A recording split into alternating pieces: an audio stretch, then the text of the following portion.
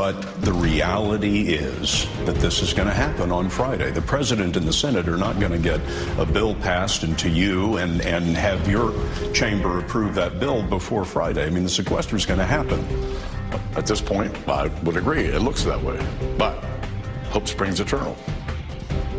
Welcome back to HardBall. That was Speaker John Boehner last night in an interview with CBS. Those dreaded automatic spending cuts will happen, it seems. And while the president was on Capitol Hill today to unveil that statue honoring Rosa Parks, he's not meeting with Boehner. He's not meeting with Boehner, Reid, McConnell, Pelosi until Friday night.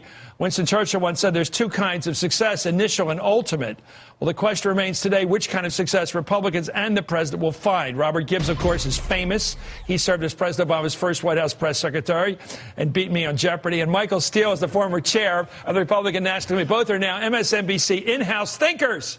So thank you, guys. Really, this is really important. The public isn't liking this subject. I don't like it. I find the word sequester awful. It reminds me of the O.J. jury. I don't want to hear about it again.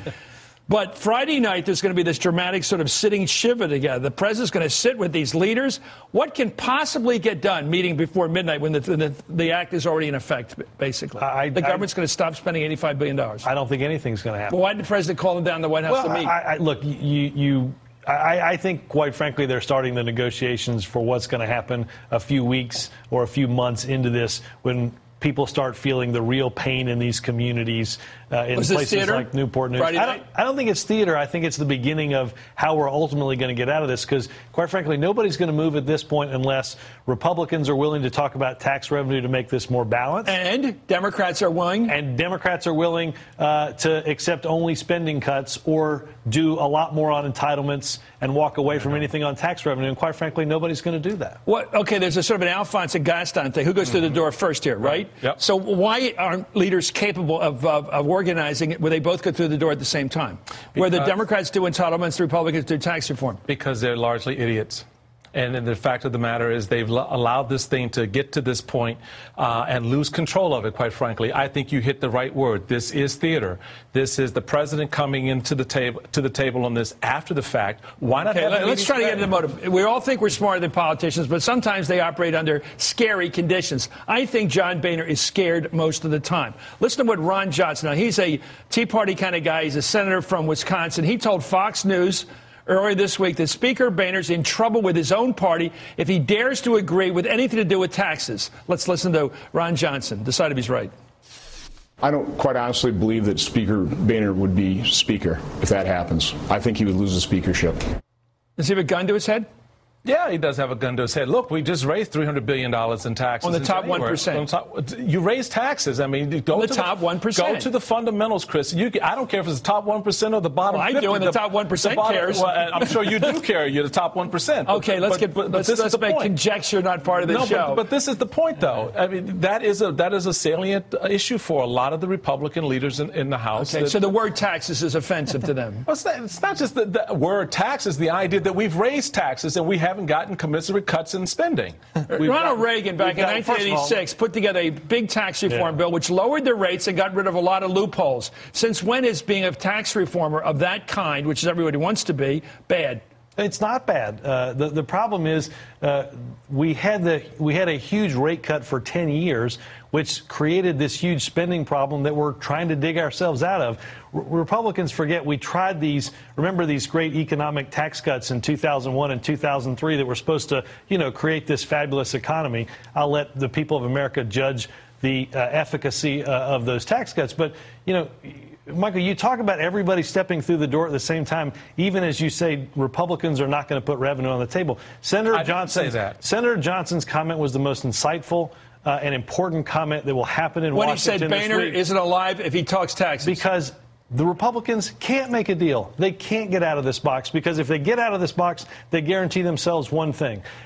John Boehner would lose his job as Speaker, and if somebody says, hey, let's do more revenue right now and you're a Republican, the only thing you're going to guarantee is a primary challenge from the right and probably a loss in a And I submit the other side of that box is the president who cannot put real cuts in entitlement reform on the table with his base because he knows he'll be in the exact. You think that's actually the truth? Well, if it's not true, then why doesn't he do it? Where is the proposal? So I'm not sure he's doing it right. No, but I'm with you in a sense. Yeah. I think he can because I think big city any liberal Democrats even. If they see a deal on the table, a lot of them will vote for it. I don't think they're in the same bind as the Tea Party fearing Republicans. Let's test that theory and put it out there and see for sure. I'll say this, Chris. Well, am I right or wrong? Would the liberals go along with it if he did a deal? So you're going to go with the cut? Will the president go along with the liberals back the president? Yes, they would, and the president has put. Oh, this is good. The president has. Well, here's my question. The president's put change CPI, a better way of calculating the rate of inflation.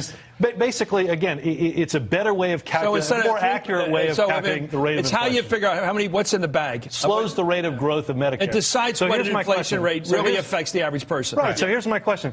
We know the president's going to put that on the table. Tell me, Speaker Boehner just sat with Scott Pelley. Pick a journalist. Pick anybody.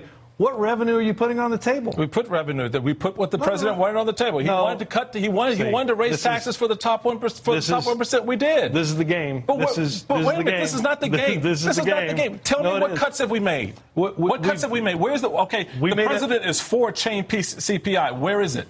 I don't see the proposal. I don't see the bill. Is Harry Reid presenting that bill? Let's take a look at how the polls. You guys are having a good time. So let's take a look at the latest polling we did yesterday for NBC and Wall Street Journal. Americans are nearly 3 times more likely to believe Republicans are emphasizing a partisan approach, like you are right now, Michael, rather than emphasizing uniting the country. By a 5-point margin, though, they think Obama's focused on unity over partisanship. A little better for him. And when we ask whether Americans agree with what congressional Republicans are proposing to do, nearly 6 in 10, that's 3/5, disagree with the Republicans versus an almost even split for the president. Hey, nobody is Mother Teresa here. Right. Nobody thinks they're sticking their neck out any further. They absolutely have to. But why do the Republicans, why is your brand of your party so stinky right now? Well, the brand is because we have messaged this horribly. We have been. What was the message they're not getting out? Well, the message has been all over the place. What is the right message? I think the right message is to really, as we've said from the very beginning, and should have from the very beginning, focused on how we create jobs in the country and tie that to the spending. We've not done that. We've not given a way forward that really lays out exactly what the cost is to this economy for the level of spending that we've been doing. I'm going to go back to my worry. Can I make one final point? Sure, sir. Why is it that when we put on the table a serious discussion about cutting the spending of this country, all of a sudden that's partisan, and we're not. No, I don't. I think most people in the country want to cut spending. I do think the country wants to cut spending. To be fair, Michael, we have to do 3 things to get our fiscal house in order. We have to reduce spending, we have to do something on entitlements, and we have to do something else on revenue. I think the point on the sequester is this is taking a meat axe to the budget. This is not This is not identifying things that we know don't work and we should eliminate. I mean, you guys I'm with you on that, but this was your proposal. No, this came from the White House. Here's the game. Here's the game again. Okay, so Bob, what's a part of our game? You know why you're upset and he's not? You know why he's playing this game? You know why you're not?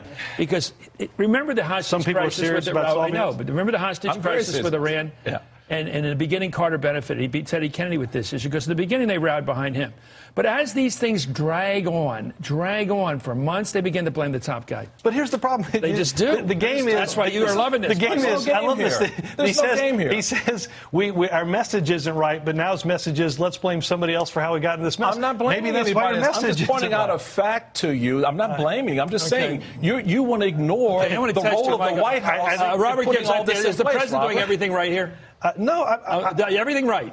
Nobody is doing anything. Nobody is doing everything right. Can you say this? The president's not doing everything right here? No, he can't say that. No, I just did. I just did. Can I hear you? I just said nobody in this is doing everything right. But I will say this: everybody's going to get some mud on their shirt because of this. There's no doubt about that. But let's hope this isn't a game. Let's hope this is a series of serious proposals. I'll tell you, when they start closing down government spending, and there's really matters like defense, and there's people, those stores start closing, we're going to see some impact. Michael Steele, thank you, gentlemen. You got it, buddy. Thank you, Robert, for joining us. Up next.